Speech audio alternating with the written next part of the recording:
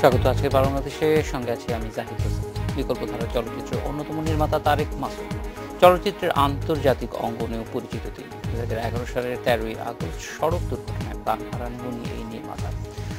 তার চলে যাওয়ার পরে এখন সবকিছু মিলিয়ে চলচ্চিত্র নিয়ে আজকের আলোচনা। ঢাকা মেট্রো 13-0302 কথা বলতে স্টুডিওতে আছেন চলচ্চিত্র নির্মাতা শামীম আক্তার, আছেন লেখক ও চলচ্চিত্র নির্মাতা প্রসূন রহমান, এবং কিছুক্ষণের মধ্যেই আমাদের সঙ্গে যোগ দিবেন চিত্রশিল্পী ঢালি আল মাহমুদ।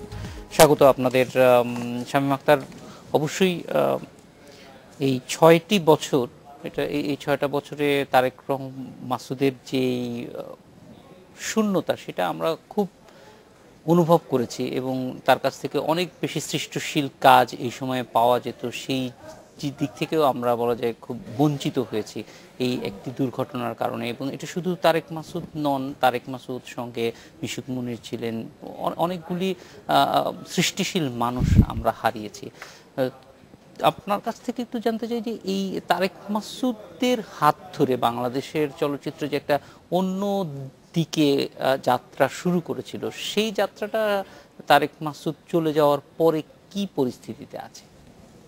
আপনি আমাকে একটু কঠিন জায়গায় ফেলে দিয়েছেন বলতে হবে প্রথমে, এই জন্য যে সবচেয়ে বড় যেটা ব্যাপার যেটা আপনি বললেন যে 6 বছরে ক্রমাগত আমরা কিন্তু একটা মানে দুর্ঘটনার পরে ক্রমাগত সেখান থেকে একটু অগ্রসর হই বা ওখান থেকে সরে আসি, কিন্তু ঠিক উল্টোটা হয়েছে।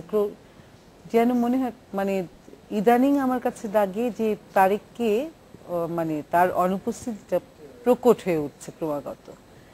কারণ চলচ্চিত্র যে ধরেন আমরা সংসদ আন্দোলন থেকে আমাদের জন্ম এবং সেই সূত্রেই কিন্তু আজকে এখানে দাঁড়িয়ে আছি হয়তো, এবং সেখানে আমরা যেটা সুস্থ ধারার চলচ্চিত্র বিষয়ক যে আন্দোলন ছিল এবং সেটাকে আপনার বিভিন্নভাবে যাতে করে এটার ব্যাপৃতি ঘটে সেটার জন্য কিন্তু আন্দোলনগুলো করে এসেছিল এবং তারেক তার অন্যতম, আমি বলবো যে শুধু এই কাজেই সে করেছে রাজপথে নেমে তা নয়। আজকে আর্কাইভ হয়েছে, ধরেন যে ইনস্টিটিউট হয়েছে, এগুলোর কিন্তু সব কিছুই সংসদ আন্দোলনের থেকে সূত্রপাত, ওখান থেকেই কিন্তু সূচনা।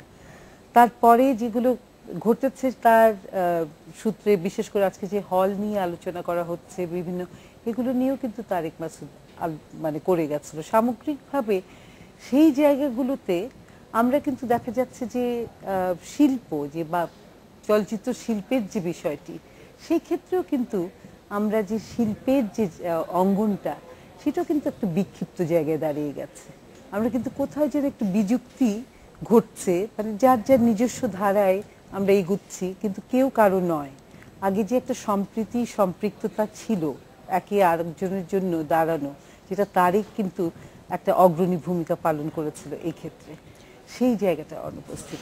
এবং এটি একটা ব্যাপার যে তারেক মাসুদ যেভাবে একটা হোলিস্টিক দৃষ্টিভঙ্গি নিয়েছিলেন, শুধুমাত্র চলচ্চিত্র তৈরি, ভালো চলচ্চিত্র বাংলাদেশকে রিপ্রেজেন্ট করতে পারে সেই রকম চলচ্চিত্র নির্মাণের যেমন একটা প্রবণতা ছিল, আবার একই সঙ্গে বাংলাদেশের মানুষের কাছে এই চলচ্চিত্র কিভাবে পৌঁছাবে, ডিস্ট্রিবিউশন থেকে শুরু করে অনেকগুলি বিষয়েই তিনি কিন্তু মানে কাজ শুরু করেছিলেন। এবং আমরা দেখছি যে এখন সেইটার এমন একটা জায়গায় আছে যে সব মিলিয়ে চলচ্চিত্র একটা বলা যায় বিশৃঙ্খল পরিস্থিতির মধ্য দিয়ে যাচ্ছে, এবং সেইখানে আমার মনে হয় যে এই শূন্যতাটার একটা বড় অনুভব হয়। প্রশ্ন আপনার কাছ থেকে একটু শূন্যতার প্রসঙ্গে অবশ্যই জানতে চাইব, কিন্তু তারেক মাসুদকে কিভাবে আমরা মনে রাখছি, কিভাবে তিনি আমাদেরকে ইন্সপায়ার করছেন, সেইটা নতুন প্রজন্মের অনেক নতুন নির্মাতা ইতিমধ্যেই কাজ করছেন, এবং আমরা জানি যে বাংলাদেশের একটা বড় অংশের তরুণরাই কিন্তু তারেক মাসুদের দ্বারা অনুপ্রাণিত। একটু তার এই জায়গাটিতে একটু দেখতে চাই যে তরুণরা এখন কি নিয়ে কাজ করছেন এবং সেখানে তার যে কর্মকাণ্ডগুলি সেগুলি কিভাবে তরুণদেরকে ইন্সপায়ার করছে। তারেক ভাই হারানোর পরে হয়তো অনেক মানুষের মনে আরো বেশি অনেক ভালো শক্তভাবে গেঁথে গেছেন। তরুণদের মধ্যে তারেক মাসুদ আসলে সবসময়ই অনুপ্রেরণা ছিলেন।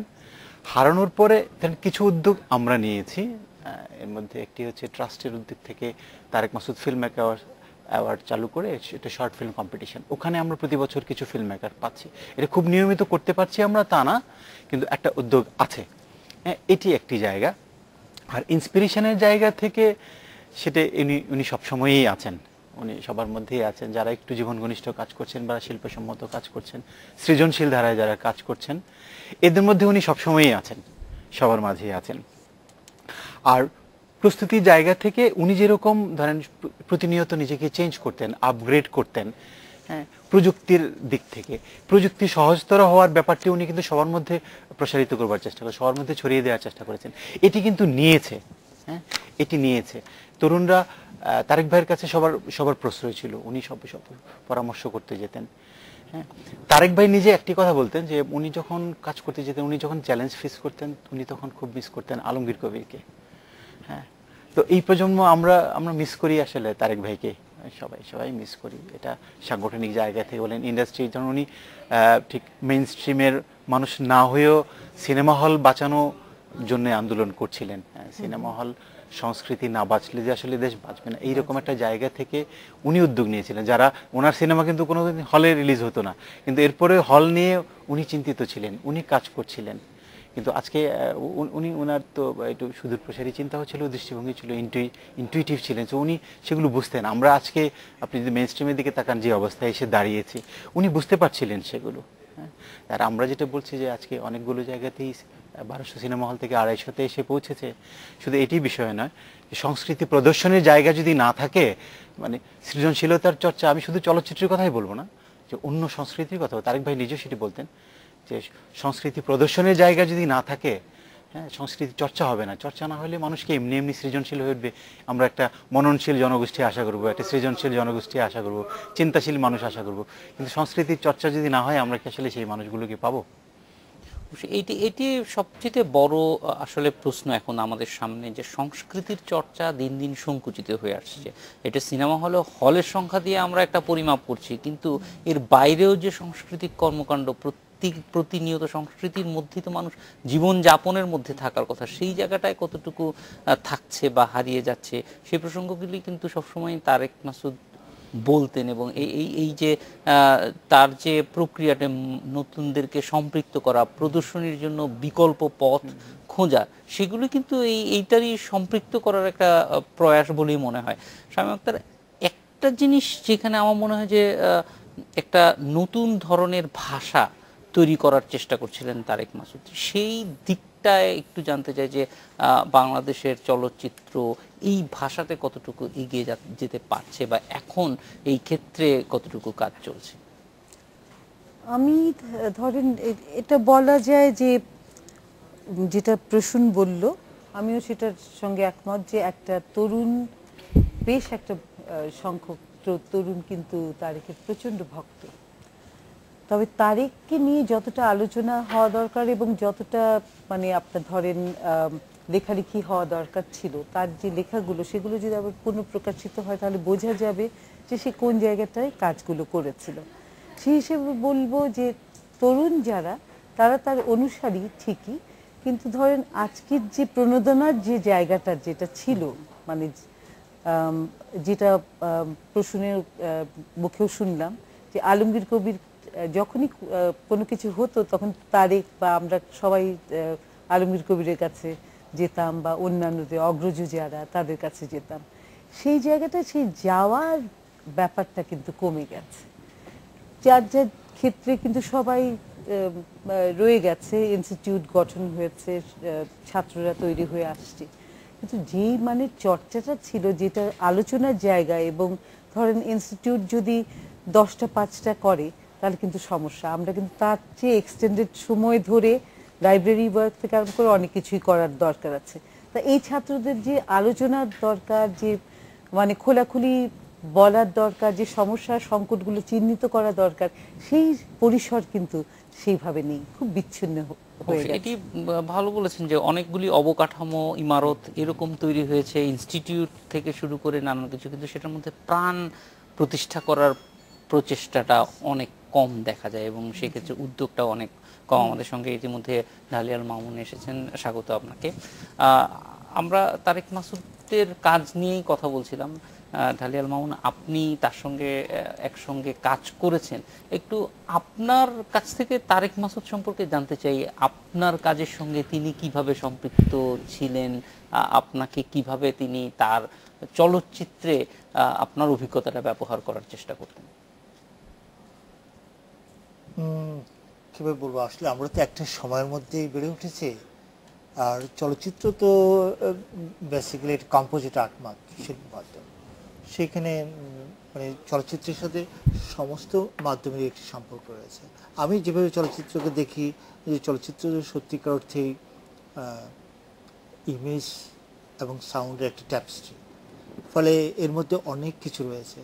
আর তারেক নিজে একজন ইতিহাসের ছাত্র, ফলে তারেক কিন্তু বরাবরই তার কাজে, তার যে শিল্পকর্মগুলো এই পর্যন্ত হয়েছে, তাকে যদি আমরা একটু গভীরভাবে পর্যবেক্ষণ করি, তাহলে দেখবে যে কোনো না কোনোভাবে সে ইতিহাসকে কিন্তু পুনর্পাঠ করতে চায় কিংবা ব্যক্ত করতে চায়।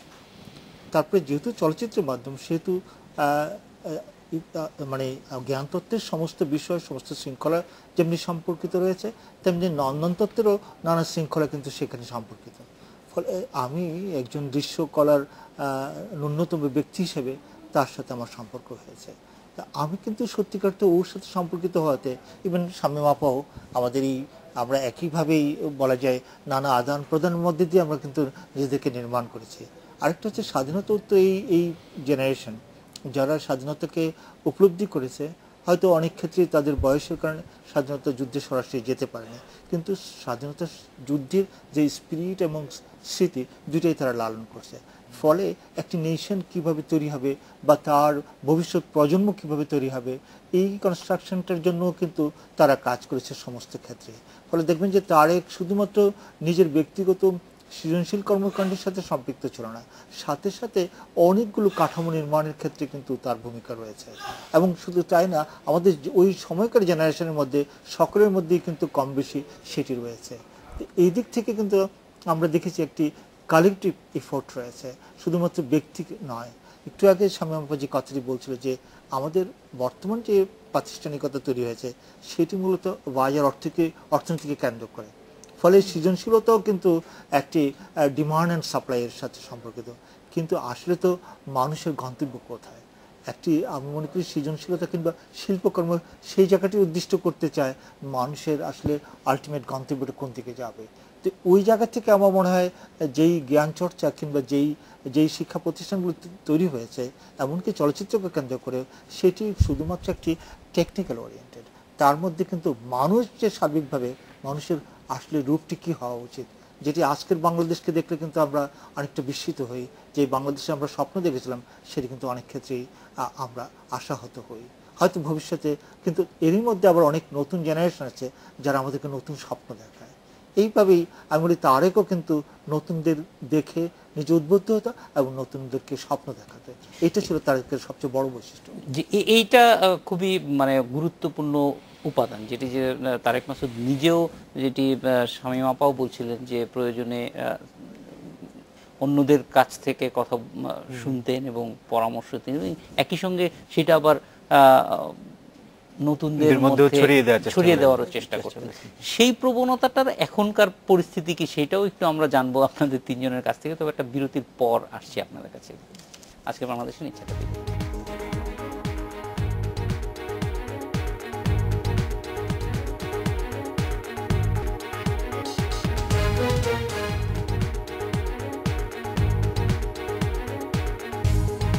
স্বাগত আরেকবার, দেখছেন আজকের বাংলাদেশ।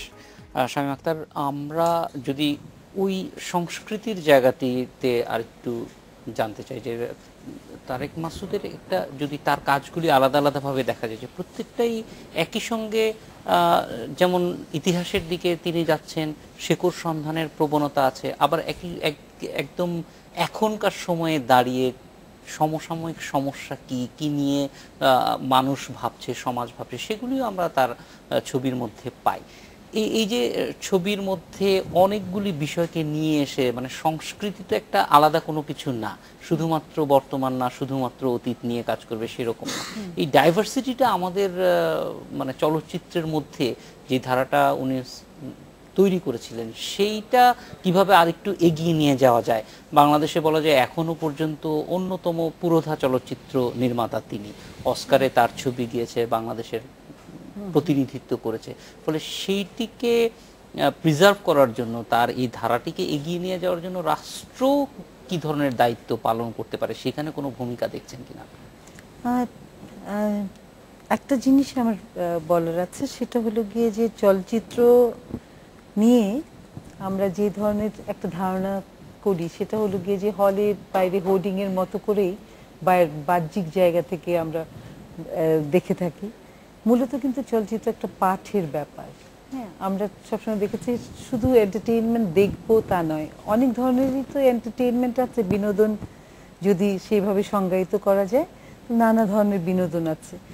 যারা তখন ধরেন মধ্যবিত্ত ছিল, সেই সময়ে আমি যদি প্রেক্ষাপট ধরি, তাহলে তারা কিন্তু ওই যারা সম্পৃক্ত ছিলেন বিভিন্নভাবে চলচ্চিত্র আন্দোলনের সঙ্গে, সাংস্কৃতিক আন্দোলনের সঙ্গে, রাজনৈতিকভাবে সচেতন ছিলেন, সেই তারাই কিন্তু সম্পৃক্ত হতেন চলচ্চিত্রের সঙ্গে। আমরা যদি পেছন থেকেই দেখে আসি ইতিহাসের ধারাবাহিকতায়, সুতরাং অঙ্গাঙ্গিভাবে জড়িত ছিল রাজনীতি, সংস্কৃতি এবং অন্যান্য যে আন্দোলনগুলো, সামাজিক যে চেতনার জায়গাটা, সেটাও কিন্তু মানে এটার উপর নির্ভরশীল ছিল।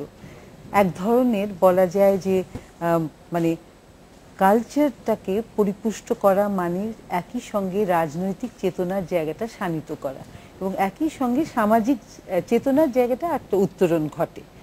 সেই রকম জায়গা থেকে কিন্তু কাজগুলো হতো।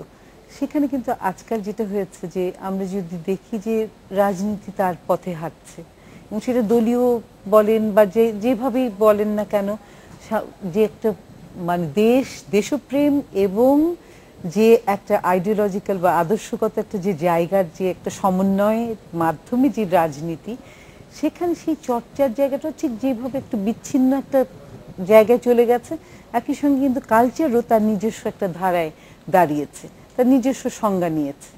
এবং এই যে বিযুক্তিগুলো, এটার জন্য কিন্তু মানে এটা প্রচণ্ডভাবে আমরা দেখছি চলচ্চিত্রের ক্ষেত্রে কিন্তু দেখা যাচ্ছে। একই সঙ্গে কিন্তু ক্ষতি হচ্ছে কিন্তু রাজনীতিরও, আমি মনে করি। সুতরাং রাষ্ট্রীয়ভাবে যদি একে আবার মানে এক ধরনের এটা উজ্জীবিত করার প্রচেষ্টা না নেওয়া হয়, তাহলে কিন্তু যে ছেলেরা নতুন চলচ্চিত্র বানাতে আসবে, তারা কিন্তু কানের কথা ভাববে না, বাণিজ্যিকভাবে কোন জায়গায় দাঁড়াতে পারে সেই জায়গাটা ধরবে।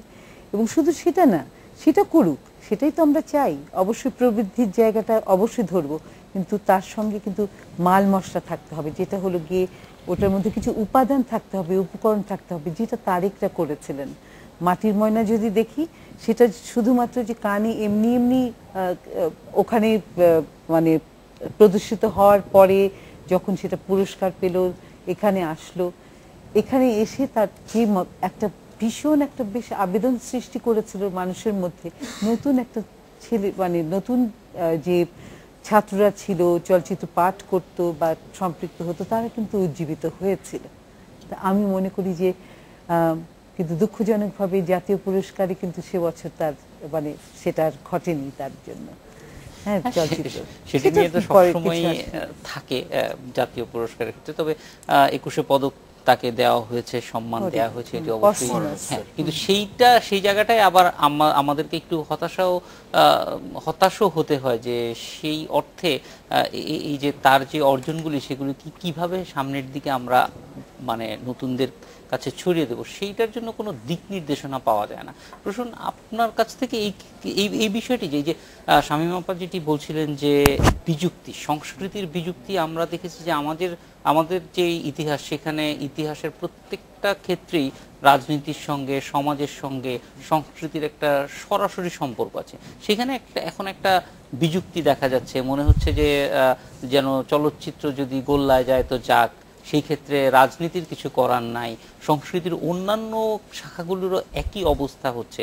যদিও সংখ্যায় হিসাব করলে পরে সবকিছুরই আপনি প্রবৃদ্ধি দেখাতে পারবেন, কিন্তু যখনই এটা মানের দিক থেকে আসবে, কোয়ালিটির দিক থেকে আসবে, জীবনকে কতটুকু ছুঁয়ে যাচ্ছে, সংস্কৃতির ক্ষেত্রে অবদান কতটুকু রাখছে, সেখানে সবসময় প্রশ্ন থেকে যাচ্ছে। এই কাজগুলির ক্ষেত্রে কোথাও একটা একটা সমন্বয়ের প্রয়োজন আছে কিনা, এবং Definitely. যেই কাজটা হয়তো সমন্বয়ের একটা কাজ কিন্তু আমরা সবসময় দেখেছি যে তারেক মাসুদ তার কাজের মধ্যে দিয়ে করেছে, এটা হয়তো কোনো দায়িত্ব থেকে না, নিজের বোধ থেকেই করেছে, ফলে সেই জায়গাটা আমাদের একটা অনুসরণীয় কাজ আছে যেটা আমরা খুব ভালো করতে পারছি না আমরা যারা উত্তর প্রজন্মে আছি। আপনি ঠিক বলেছেন। আমি একটা বিষয় আমি আপনাকে বলি যে প্রথম আমাদের সমাজতাত্ত্বিকরা কিন্তু সংস্কৃতি নিয়ে কখনো কথা বলে না, অথচ আমাদের সমাজ যদি শরীর হয় সংস্কৃতি হচ্ছে তার মুখাবয়ব। এখন তারেক মাসুদ, মিশুক মুনীরের মতো মানুষকে আমরা রাস্তায় হারিয়ে ফেলছি। আমরা আজকে সৌভাগ্যবশত ঢালি ভাই আমাদের মাঝখানে উপস্থিত আছেন। হ্যাঁ, তারেক মাসুদ এবং মিশুক মুনীরের মতো মানুষকে আমরা রাস্তায় হারিয়ে ফেলেছি, এটা এক ধরনের ধস আমাদের অবকাঠামোগত। তারেক মাসুদ, মিশুক মুনীর যে ধরনের চলচ্চিত্রের সাথে জড়িত, যে ধরনের চলচ্চিত্র নির্মাণ করতেন, সেই চলচ্চিত্র সিনেমা হলে চলে না, সেটি আরেকটি ধস। সে আমাদের অবকাঠামো সমর্থন করে না সৃজনশীল চলচ্চিত্রকে সিনেমা হলে রিলিজ দেওয়া জনগণের। তাকে তার রাস্তাটি তৈরি করে সিনেমা প্রদর্শন করতে হয়, তাকে বিকল্প ধারায়, তাকে ফেরিওয়ালা হতে হয়। সিনেমা প্রদর্শন করবার জন্য তাকে অবকাঠামো তৈরি করতে হয়। এরপরেও এই মানুষটির ছবি সিনেমা হলে চলে না, সেই মানুষটি সমাজের জন্য কাজ করতে গিয়ে সে হল বাঁচানোর জন্য আন্দোলন করছে। এখন এই জায়গাটি, এরপরে আসেন যে সরকারি ভূমিকার জায়গাটি, এটা আমার মনে হয় প্রাইভেটাইজেশন থেকেও প্রচুর উদ্যোগ দরকার, যেটা আমাদের এখানে নাই। এখনো বছরে যে 5টি শিল্পসম্মত চলচ্চিত্র বা সৃজনশীল সেটি সরকারি অনুদান দিচ্ছে বলে হচ্ছে, এর বাইরে একজন প্রযোজকও নেই একটি সৃজনশীল চলচ্চিত্রকে পৃষ্ঠপোষকতা করবার জন্য। কিন্তু এখানে প্রচুর বাণিজ্যিক প্রতিষ্ঠান আছে, গ্রুপ অফ কোম্পানিজ আছে, এবং আপনি প্রতিটি কোম্পানি দেখবেন সিএসআর বলে একটা ডিপার্টমেন্ট আছে। হ্যাঁ, কিন্তু সিএসআর এর কোনো অ্যাক্টিভিটিস নাই, কোনো ফান্ড নাই। আজকে কোনো সৃজনশীল চলচ্চিত্রকে পৃষ্ঠপোষকতা যাবে, সংস্কৃতির কোনো শাখায় তাদের কোনো পৃষ্ঠপোষকতা নেই, কিন্তু আমরা পত্রিকার পাতায় দেখছি হাজার হাজার কোটি টাকা দেশ থেকে পাচার হয়ে যাচ্ছে। তা এখন এই যে পৃষ্ঠপোষকতার অভাব, এইখানে আমার মনে হয় যে রাজনৈতিক দূরদর্শিতা, রাজনৈতিক নির্দেশনার প্রয়োজন আছে। এই জায়গাগুলোতে রাজনৈতিক উদ্যোগের প্রয়োজন আছে। হ্যাঁ, এবং সরকারকেই কেন নীতি সহায়তারও হয়তো প্রয়োজন। কিন্তু এই যে জায়গাগুলোতে প্রয়োজন আছে। আর কোয়ালিটির যে জায়গাতে এখনো দেখেন আপনি যে চলচ্চিত্রগুলো দেখবার মতো হয়, হ্যাঁ, এই চলচ্চিত্রগুলো, এবং এখনো প্রতি বছর কিন্তু সৃজনশীল চলচ্চিত্র নির্মিত হচ্ছে, এত প্রতিকূলতার মধ্যেও কিছু ছবি, এর বাইরে কিছু বলতে পারবেন না আপনি কোনো কিছুর কথা। প্রতি বছরই কিছু না কিছু ছবি হচ্ছে, এই শত প্রতিকূলতার মধ্যেও আরো অনেক তরুণ স্বপ্ন দেখছে কিছু করবার, এবং এই শত প্রতিকূলতার মধ্যেও আমরা আমাদের স্বপ্নকে বাঁচিয়ে রাখবার চেষ্টা করছি। আমরা জানি না এই একই রাস্তায় চলতে গিয়ে, একই প্রক্রিয়ার মধ্যে দিয়ে আমরা কোনদিন হারিয়ে যাব। না, নিশ্চয়ই হারিয়ে যাবেন না, আরো ভালো ভালো কাজ আসবে, আমরা আশান্বিত হই, কারণ অনেক ভালো কাজ হচ্ছে। আমরা দেখছি যে খুব অসংখ্য তরুণ, তাদের মধ্যে যেই উৎসাহ, স্বপ্ন, সেই স্বপ্নটা কিভাবে আমরা দেশের বাইরে প্রতিনিয়ত আমাদের তরুণ নির্মাতারা প্রচুর পুরস্কার নিয়ে আসছে, প্রশংসিত হচ্ছে, রিকগনাইজড হচ্ছে, সম্মানিত হচ্ছে, কিন্তু একইভাবে আমাদের এখানে সেগুলো রাষ্ট্রীয়ভাবে সেগুলো সম্মান পাচ্ছে না, এমনকি সেই অবকাঠামোও নেই, সম্মান প্রকাশের সুযোগগুলিও খুব কমে আসছে। অবশ্যই সম্মান প্রকাশের সুযোগ, এই বিষয়টি ঢালিয়ান মামুন আপনার কাছ থেকে আমি একটা বিরতির পর ফিরে এসে জানতে চাইব যে মানে আমাদের আসলে কি করণীয় আছে, রাষ্ট্র এবং রাষ্ট্রযন্ত্রের বাইরেও যারা আমরা তারেক মাসুদ, মিশুক মুনীরের কাজের সঙ্গে সম্পৃক্ত ছিলাম, আমাদেরও নিশ্চয়ই কিছু দায়িত্ব আছে যেন তাদের যেই অসমাপ্ত কাজগুলি আছে, তাদের যে স্বপ্নগুলি আছে, সেগুলি আমরা বাস্তবায়ন করার উদ্যোগ নিতে পারি, বা নতুনদের যে স্বপ্নের কথা বলছি সেইটা কিভাবে বাস্তবায়ন করার ক্ষেত্রে আমরা আমাদের ভূমিকা রাখতে পারি, সেইটার সম্পর্কে একটু আপনার মতামত জানবো একটা বিরতির পর ফিরে এসে। আজকে বাংলাদেশে নিচ্ছে আরো একটা বিরতি।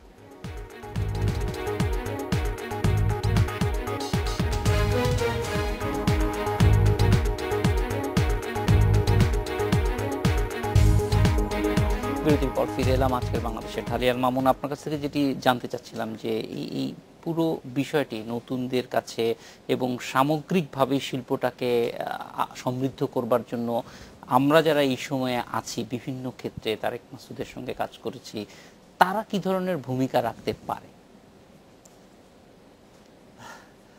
হ্যাঁ, এটা আসলে তো সত্যিকার অর্থে হয়তো সমাজ বিজ্ঞানী বা সমাজতাত্ত্বিকের কাজ।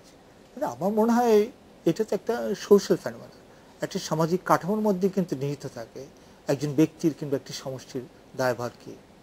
তো আমি মনে করি প্রশ্ন কিছুটা উল্লেখ করেছেন এবং স্বামী আপাও কিছুটা উল্লেখ করেছেন যে আসলে আমাদের টোটাল সমাজ কাঠামোটি, ধরেন মূল যে চালিকা শক্তি সেটি হচ্ছে একটি রাজনৈতিক ভিশন। একটা ভিশনারি একজন পলিটিশিয়ান যদি থাকেন, তিনি দেখবেন তার জনপদ 20 বছর বা 50 বছর পরে কি দাঁড়াবে। ঠিক আমি মনে করি একজন চলচ্চিত্রকার যে একজন ডিরেক্টর, তিনি জানেন তার চলচ্চিত্রটি আলটিমেটলি ফাইনালি কি শেপ নেবে, তার ওই ভিশনটি আছে বলে তিনি চলচ্চিত্রটি নির্মাণ করেন। ঠিক একজন পলিটিশিয়ানও আমার কাছে কিন্তু মনে হয় ওরকম একজন শিল্পী, যিনি একটা সমাজকে, একটি রাষ্ট্রকে, একটি জনপদকে দেখতে চান একটি অন্যরকমভাবে, বা একটি তার আইডিয়া অনুযায়ী একটি জনপদ দেখতে চায়। তো আমি মনে করি সেই জায়গাটি আমার মধ্যে কোথাও বোধহয় আমরা ডিসলোকেটেড হয়েছে সামহাও। আমাদের ঐতিহাসিক যে ম্যাপগুলো রয়েছে বা আমাদের ঐতিহাসিক যে কাঠামোগুলো রয়েছে বা স্ট্যান্ডগুলো রয়েছে, সেগুলোর দিকে যদি আমরা দেখি, একটু ফিরে তাকাই, তাহলে আমরা বুঝতে পারি আমরা কীভাবে ডিসলোকেটেড হয়েছি, আমরা কীভাবে স্থানচ্যুত হয়েছে। আমাদের 71-এর স্পিরিট কী করে স্থানচ্যুত হতে হতে এখন আমরা এমন একটি জায়গায় এসেছি, আমরা কীভাবে তাকে জোড়াতলে দিয়ে চলতে পারি সেরকম একটি জায়গা। তো ফলে জনপদও কিন্তু ওর থেকে বিচ্ছিন্ন না, জনপদকে আমি আলাদাভাবে দেখতে পারি না। ইভেন আমার ব্যক্তি মনস্কতাও কিন্তু সেইটি দ্বারা নির্মিত হয়। আমার বিশ্ববিদ্যালয়ের পাঠ কিংবা প্রাইমারি স্কুলের পাঠ, প্রাইমারি স্কুলের শিক্ষক, এই সবটা মিলেই কিন্তু একটি সমাজ তৈরি হয়। আমি যে পাঠ্যসূচি, পাঠ্যক্রম কিংবা আমরা যাকে প্যাডাগজি বলি বা শিক্ষা ব্যবস্থাপনা বলি, সেটি দ্বারাই কিন্তু নির্মিত হয় একটি জনপদের মনোজগৎ এবং তার সংস্কৃতি কিংবা তার ইত্যাদি ইত্যাদি। তো আজকের বিশ্বের যে সমস্যা, সেটি আমরা বুঝতেই পেরেছি সমাজতন্ত্রের পতনের পর একটি একতরফা গণতান্ত্রিক সমাজ বিকশিত হওয়ার কারণে যেই জায়গাটি তৈরি হয়েছে সেটি খুব ভয়ানক, লো, একটা প্রচণ্ড। আরেকটি হচ্ছে কমফোর্ট, আরাম, আরেকটি হচ্ছে কর্তৃত্ব। এগুলোর কারণে কিন্তু মানুষ ক্রমান্বয়ে অন্য একটি জায়গায় পৌঁছে গেছে। তো এইটা থেকে মানুষকে কে রক্ষা দিতে পারে? আমি মনে করি সেখানে শিল্পই কিন্তু একমাত্র জায়গা রয়েছে যার মধ্যে দিয়ে মানুষকে নতুন করে পরিস্ফুট করতে পারে, মানুষকে দাঁড় করিয়ে দিতে পারে নিজের অস্তিত্বের কাছে। শিল্প হয়ে উঠতে পারে তার মিরর, তার কাছে তার চেতনাকে নতুন করে দেখবার জায়গা হতে পারে। তো সেই জন্য আমি মনে করি একটা ভিশনারি পলিটিশিয়ান দরকার, অ্যাজ ওয়েল অ্যাজ সেই অনুপাতেই সমস্ত সামাজিক যে প্রতিষ্ঠানগুলো আছে তার মধ্যে কাজ করতে হবে। এটা এককভাবে হয়তো কোনো শিল্পীর পক্ষে সম্ভব নয়, আমি মনে করি একক কোনো ব্যক্তির পক্ষে সম্ভব নয়। এবং আমরা কর্পোরেটের কথা বলি, কর্পোরেট রেসপন্সিবিলিটি বলেও কিছু কথা আছে, কিন্তু আমি চট্টগ্রাম শহরে থাকি, সেখানে 60 লাখ লোকের বেশি বসবাস, কিন্তু একটি মিউজিয়াম নেই। তাহলে আমার নতুন জনপদ বা নতুন প্রজন্ম কিভাবে তৈরি হবে? তো এইটি কার দায়ভার? এখানে বহু ইন্ডাস্ট্রিয়ালিস্ট আছে, তারা ইচ্ছা করলে কিন্তু এক একজন এক একটা মিউজিয়াম করতে পারে, কিন্তু কেন হয় না? এইটি আমি জানি না, এই জিজ্ঞাসাটা আমার বারবারই রয়েছে। অবশ্যই এই ক্ষেত্রে আমি একটু অ্যাড অন করব আপনার সাথে। ধরেন আমাদের এখানকার যদি দেখি, 1900 আমি যদি ভুল না করি 55 বা 56-তে হয়তো ছায়ানট প্রতিষ্ঠিত হয়েছিল, না 60-এর দশক। আচ্ছা, তারপরে 78-এ বোধহয় বিশ্ব সাহিত্য কেন্দ্র। আপনি দেখেন এরপরে আর কোনো প্রতিষ্ঠান গড়ে ওঠেনি, সাংস্কৃতিক কোনো বড় প্রতিষ্ঠান গড়ে ওঠেনি। আর শিল্পকলা একাডেমির কথা যদি ভাবেন, ধরেন মেহেরপুর বাংলাদেশের সবচেয়ে ছোট জেলা, 2টি বা 3টি থানা নিয়ে একটি জেলা, সেখানে 3 লাখ মানুষের জন্য একটি শিল্পকলা একাডেমি আছে, আর 2 কোটি মানুষের এই শহরের জন্য একটি শিল্পকলা একাডেমি আছে। আমি খুব স্পষ্টভাবে বিশ্বাস করি যে এই শহরে অন্তত বুলবুল ললিত কলা একাডেমি, যেটা এটিরও 2টি ব্রাঞ্চ আছে, ধানমন্ডিতে একটি, মতিঝিলে, ওয়াইজঘাটে মেইন ব্রাঞ্চ, আর 2টি। আমি মনে করি এই 2 কোটি মানুষের শহরে শিল্পকলা একাডেমির অন্তত 10টি ব্রাঞ্চ থাকা উচিত। এখন ধর এটি কিন্তু রাষ্ট্রীয় উদ্যোগেই হতে পারতো, এই জাস্ট ভিশনের জায়গা থেকে। এখন আমি এই ওভারঅল আমাদের কালচারাল ধসের যে জায়গা, সেটি অনেক বেশি করতে চাই একটু। যেমন জাগোয়ার সেন্টার গহর জামিল, রওশন জামিল ওনারা চালাতেন। তারপরে ধরেন আরো অন্যান্য অনেকেই ছিল, আলতামাস ছিলেন, নাচের জায়গাগুলো। এখন কিন্তু আপনি এটা শুনবেন না ঠিক ওই রকম ভাবে, আর আগের মতো এই প্রতিষ্ঠানগুলো সেভাবে নেই। আগে যেমন পাড়ায় পাড়ায় এইগুলো ছিল, সেই বিষয়গুলো আর দেখা যায় না। উত্তরের মতো বিশাল একটা এলাকায় একটা কিছু নাই, একটা অডিটোরিয়াম নাই যেখানে আসলে কিছু প্রদর্শিত হতে পারে। মানুষের জীবনে খাওয়া আর শপিং করা ছাড়া কোনো বিনোদন নেই। আচ্ছা, অন্য একটি রেফারেন্স আমি দিই। যেমন 30-এর দশকে ও গত শতাব্দীর আমেরিকাতে গ্রেট ডিপ্রেশন হয়েছিল, কিন্তু সরকার তখন তার সিটি কর্পোরেশনগুলোকে একটি স্পেশাল অর্ডার দিয়েছিল যে আমার এই সৃজনশীল মানুষগুলোকে বাঁচিয়ে রাখতে হবে, যারা আমাদের স্বপ্নকে লালন করবে, যারা আমাদের সৃজনশীলতাকে লালন করবে, এটি পরবর্তীতে আমার নেশনকে বিল্ড করবে। তো এটি হচ্ছে একটা ভিশনারি পলিটিক্যাল অ্যাডমিনিস্ট্রেশনের কাজ। তো সেই জায়গায় যদি না তৈরি হয়, তাহলে আপনি কি করা যাবে বলেন? সেই গ্রেট ডিপ্রেশনের সময় তারা কিন্তু এই কাজটি করেছে। ফলে এইখানে দেখা যায় যে মানে সংস্কৃতির সঙ্গে রাজনীতির যে একটা সম্পর্ক আছে, এবং বিশেষ করে ভিশনের ক্ষেত্রে আমরা কোথায় যেতে চাই, আমার মানুষকে কোথায় নিয়ে যেতে চাই, সেটার ক্ষেত্রে আমি শুধু দেশটা 50 বছর পরে কোথায় যাবে এবং সেটার জিডিপি কত হবে, পার ক্যাপিটা ইনকাম কত হবে, সেই হিসাবটার সঙ্গে সঙ্গে একই সঙ্গে নতুন জ্ঞান কতটুকু আমরা প্রডিউস করতে পারবো। সাস্টেইনেবল করবেন কিভাবে? আপনার এই উন্নয়নকে সাস্টেইনেবল করবেন কি দিয়ে?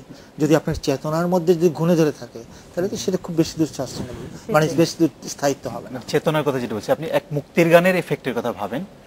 96-তে আমরা যখন স্বাধীনতার রজত জয়ন্তী উদযাপন করছি, তখনই এক মুক্তির গান, যখন জাতিকে প্রায় মুক্তিযুদ্ধের ইতিহাস ভুলাই দেওয়ার চেষ্টা হচ্ছিল, এক মুক্তির গানের যে ইফেক্ট রাজনীতিতে, দর্শনে, চিন্তায়, চেতনায়, ইতিহাসের জায়গা থেকে, তো এ থেকেই তো বোঝা যায় আসলে সংস্কৃতির চর্চার জায়গাটা, গুরুত্বটা। সত্যি এটা প্রশ্ন অসাধারণ বলেছে আমি মনে করি। সংস্কৃতির গুরুত্ব সবসময়, আমিও শামীম আপাকেও বলছিলাম যে বাংলাদেশের সব কয়টি বড় রাজনৈতিক যে আন্দোলন আছে, সেই আন্দোলনগুলির সঙ্গে সাধারণ আন্দোলনের পার্থক্য হচ্ছে, সাধারণ আন্দোলনে এই রাজনৈতিক দলগুলির সভায় কোনো সংস্কৃতির অনুষঙ্গ থাকে না, কিন্তু আপনি 69, 71, 90 এবং পরবর্তীতে গণজাগরণের সময় কিন্তু সেখানে সাংস্কৃতিক উপাদান উপস্থিত, ফলে মানুষের সঙ্গে এইটা রাজনীতির একটা বড় যোগসূত্র তৈরি করে দেয়। আমরা একটা বিরতির পর ফিরে আসছি, অবশ্যই আপনার উত্তরটাও আজকে বাংলাদেশ নিচ্ছে আরেকটা বিরতি।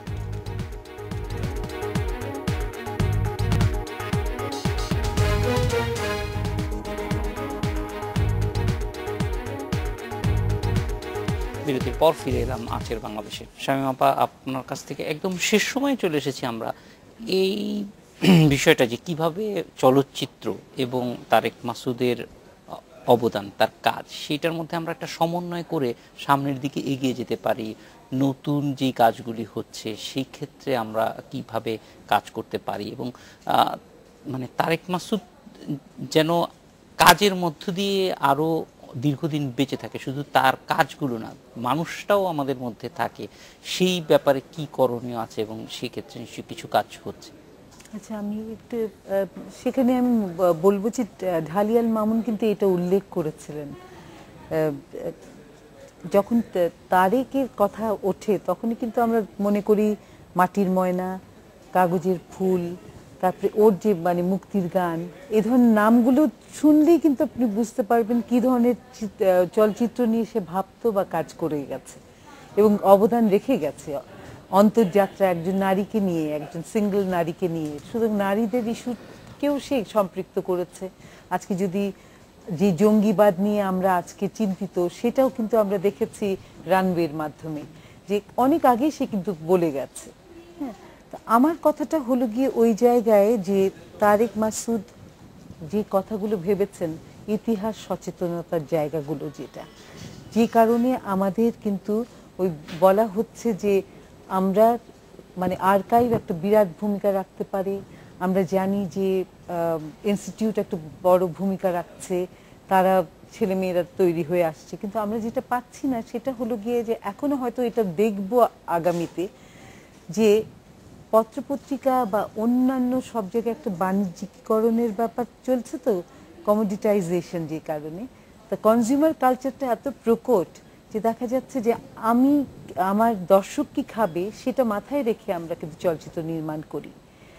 চলচ্চিত্র কিন্তু তা নয়, সেখানে কিন্তু মানে চাই বা না চাই, যদি চলচ্চিত্র বলি তাহলে ডেফিনেটলি সেটা শুধু প্রবৃদ্ধির জায়গাটা, যেটা আমরা বলছি যে মানে অর্থনৈতিক প্রবৃদ্ধির সূত্রে যদি আমরা মনে করি, সেটা শুধু নয়, এটা কিন্তু সামগ্রিকভাবে রাজনীতি এখানে ভীষণভাবে লাভবান হবে, এখানে অর্থনীতি লাভবান হবে। কারণ যদি সম্প্রসারিত হয়, যদি একটা শিল্প সত্যি সত্যি গড়ে ওঠে, চলচ্চিত্র শিল্প, এবং বিভিন্ন জনারের ছবি নির্মাণ হয়, কমার্শিয়াল হচ্ছে, নানাজন নানা আঙ্গিকে করছেন, এবং সেই সঙ্গে সঙ্গে সেরকম ছোটোখাটো হল থেকে শুরু করে বড় হল সর্বত্র যদি চলে, তাহলে কিন্তু সম্প্রসারিত একটা বাণিজ্যের বিশাল বড় অঙ্গন তৈরি হবে, এবং একই সঙ্গে এটা ডোমিনো, মানে একই সঙ্গে ইফেক্ট। এবং সেক্ষেত্রে আসলে সরকারেরও উচিত এই ভাবনা থেকে বিনিয়োগে যাওয়া, আমি কিন্তু যেন সেটা সব দিক থেকে সবার জন্য এটা একটা উইন উইন সিচুয়েশন তৈরি করবে। একেবারে অনেক ধন্যবাদ। শুধু একটা কথা সংযুক্ত করব, সেটা হলো গিয়ে যে আমি কিন্তু এটাই বলতে চাচ্ছিলাম, রাষ্ট্রীয়ভাবেও এই প্রণোদনার দরকার আছে, যেমন R&D সেক্টর বা অন্যান্য যে কর্পোরেট সেক্টর, তারাও কিন্তু অবদান রাখতে পারে যে চলচ্চিত্রটাকে সমৃদ্ধ করার মাধ্যমে। প্রসূন, এই সামগ্রিকভাবে যদি জানতে চাই যে আপনারা তারেক মাসুদকে নিয়ে কি ধরনের কাজ করছেন, তাকে কিভাবে স্মরণ করছেন খুব সংক্ষেপে? আচ্ছা, তারেক ভাইয়ের অসমাপ্ত কাজগুলো শেষ করবার জন্য তারেক ভাইয়ের প্রযোজনা প্রতিষ্ঠান ছিল অডিও ভিশন, এটি পরে ট্রাস্টে রূপান্তর করা হয়, তারেক মাসুদ মেমোরিয়াল ট্রাস্ট নামে, যেখান থেকে তার অসমাপ্ত কাজগুলো শেষ করা হচ্ছে। শুধুমাত্র চলচ্চিত্র নয়, প্রকাশনা হচ্ছে। এর মধ্যে তারেক ভাইয়ের দুটি বই বেরিয়েছে, একটি তার সবগুলো তার লেখার সংকলন, যেগুলো বিভিন্ন সময় পত্রপত্রিকায় প্রকাশিত, দ্বিতীয় চলচ্চিত্র লেখা, দ্বিতীয়টি হচ্ছে চলচ্চিত্র প্রথমটি ছিল চলচ্চিত্র যাত্রা, দ্বিতীয়টি হচ্ছে চলচ্চিত্র লেখা, সবগুলো চিত্রনাট্যের সংকলন। এখন আমরা কাজ করছি আরেকটি সংকলন নিয়ে, সেটি তার সবগুলো ইন্টারভিউয়ের সংকলন, চলচ্চিত্র কথা নামে। এটি আগামী ডিসেম্বরে তার জন্মদিন উপলক্ষে প্রকাশিত হবে। তো আমি এর সঙ্গে অ্যাড করতে চাই, আসলে এই ট্রাস্টকেও খুব জোরালোভাবে বাঁচিয়ে রাখা সম্ভব হচ্ছে না নানা কারণে। কারণ ক্যাথরিনকে আমরা যতটুকু সাপোর্ট করা দরকার ছিল ততটুকু সাপোর্ট করতে পারছি না আমরা প্রাসঙ্গিক সবগুলো দিক থেকেই। ওখানে তারেক ভাইয়ের যেখানে সমাধিক্ষেত্র, ওইখানেও একটি অ্যাম্ফি থিয়েটার প্লাস আরও কিছু স্ট্রাকচারাল ডিজাইন করা ছিল, সেগুলো কোনো কিছুই আগাচ্ছে না। আসলে আজকে 6 বছর হতে যাচ্ছে তার মৃত্যুবার্ষিকী, তাদেরকে আমি পালন করব। আমরা এর মধ্যে সবচেয়ে বড় যে বিষয়টিকে আমি গুরুত্ব দিই সেটা হচ্ছে ক্যাথরিনকে এখানে রাখা, সেটিও সম্ভব হচ্ছে না। খুব ভালো তো যে সত্যজিৎ রায় ফিল্ম ইনস্টিটিউটের মতো করে আমরা যদি এখানে একটি তারেক মাসুদ ফিল্ম ইনস্টিটিউট করতাম, ছোট করে হলেও, এটি প্রাইভেটাইজেশন থেকে না হলে সরকারের পক্ষ থেকে যদি উদ্যোগটা আসতো এটি সহজ হতো। ক্যাথরিন যে মানের মেধাবী মানুষ, নির্মাণের জায়গা থেকে, টেকনিক্যালি থেকে, সবগুলো দিক থেকে, তার এখান থেকে বাংলাদেশ থেকে তার নেয়ার কিছু নাই। আমরা নিতে পারতাম তার কাছ থেকে অনেক, কিন্তু আমরা তার কাছ থেকে নিতেও পারছি না। সেইটির যদি একটা উদ্যোগ নেওয়া যায় তাহলে অবশ্যই আমরা তার কাছ থেকে নিতেও পারছি, অনেক উপকার হবে। আর ওভারঅল যে প্রশ্ন, আমার সময় একদম শেষ হয়ে গেছে, একটু ঢালিয়াল মামুনের কাছে যাব যে তারেক মাসুদের কাজগুলিকে যদি আমরা মানে ধরে রাখতে চাই এবং সেখান থেকে এগিয়ে নিতে চাই, সেই ক্ষেত্রে কি ধরনের পরামর্শ আছে সবার জন্যই আপনার প্রতি? আসলে একটা তো হচ্ছে এটা খানিকটা বললো যে আর্কাইভ কিংবা ইত্যাদি রয়েছে, একটা রয়েছে আপনার প্রথাগতভাবে যেভাবে আর্কাইভ করা যায় কিংবা এগুলোকে প্রদর্শন করার ব্যবস্থা, আরেকটি হচ্ছে স্পিরিট, তারেক মাসুদকে পাঠ করা, তারেক মাসুদের আসলে বেসিক স্পিরিটটাকে আমি মনে করি সেইটা ট্রান্সমিট করলে তারেক মাসুদ আরও গভীরভাবে বেঁচে থাকবে, বিশেষ করে আমাদের নতুন প্রজন্মের কাছে। তারেক কিন্তু আমি মনে করি সাম্যপা উল্লেখ করেছে, প্রশ্ন উল্লেখ করেছে, তারেক শুধু ইতিহাস পাঠ না, তারেক একজন ইভেন কি জেন্ডার ইস্যু নিয়ে কাজ করেছে। ইভেন আমি বলেছি সুলতানকে নিয়ে ছবি করার পেছনে হচ্ছে, সুলতান শুধুমাত্র একজন একজোটিক পার্সোনালিটি তা না, সুলতানের মধ্যে দিয়ে আমরা প্রথম একজন চিত্রকরকে পাই যিনি সত্যিকার অর্থে চিন্তা, চেতনা ইত্যাদি দিক থেকে অল আউট ডিকলোনাইজেশনের পক্ষে ছিলেন। ফলে আমরা দেখি যে তারেক কিন্তু সেই দিক থেকেও কিন্তু এই নতুন বাংলাদেশ চেয়ে যে নতুন একটি চেতনা দরকার, যেখানে কলোনাইজেশন লেগাসি থেকে মুক্তির প্রশ্নটি জরুরি ছিল, সেটি শিল্পকলার ক্ষেত্র, সেই ভাষার ক্ষেত্রে প্রয়োজন ছিল। তো এরকম তারেকের মধ্যে অনেকগুলো জিনিস ছিল। তারেক তার নিজের চলচ্চিত্রের মধ্যেও দেখা যাচ্ছে এই অঞ্চলের বিশেষ করে নিম্নবর্গীয় মানুষের সংস্কৃতি, সেইটিকে কী করে ব্যবহার করা যায়। অর্থাৎ এই অঞ্চলে এখানে কিন্তু সত্যিকার অর্থে ওরকম কোনো ক্লাসিক্যাল ট্রেডিশন ছিল না, মূলত যা ছিল একটা সাবঅল্টার্ন কালচার, এটা একটা ডেল্টা ছিল। ফলে এই নিম্নবর্গীয় মানুষের সংস্কৃতি কিন্তু আমাদের সংস্কৃতির উপাদান। তো এরকম নানা দিক থেকে কিন্তু তারেকের চেতনার মধ্যে কতগুলো জায়গা রয়েছে, সেইটা যদি আমরা সত্যিকার অর্থে বাঁচিয়ে রাখতে পারি গবেষণার মধ্যে দিয়ে, কাজ করার মধ্যে দিয়ে এবং নতুন জেনারেশনের কাছে পৌঁছে দিতে পারি, তাহলে আমি মনে করি তারেকের স্পিরিটটা বেঁচে থাকবে। অবশ্যই আমরাও চাই যে এই কাজটি সমন্বিতভাবে করা হোক, তারেক মাসুদ ফাউন্ডেশনের মাধ্যমে হোক, সরকারের মাধ্যমে হোক, যেভাবেই হোক, এটা যদি ত্বরান্বিত করা যায় দ্রুত, তাহলে হয়তো আমরা এই সুবিধাগুলি সবার কাছে পৌঁছে দিতে পারবো। আপনাদের তিনজনকে অনেক ধন্যবাদ আমাদের সঙ্গে যোগ দেওয়ার জন্য। এই ছিল আজকের বাংলাদেশে। দেখা হবে আগামী রোববার একই সময়ে। শুভরাত্রি।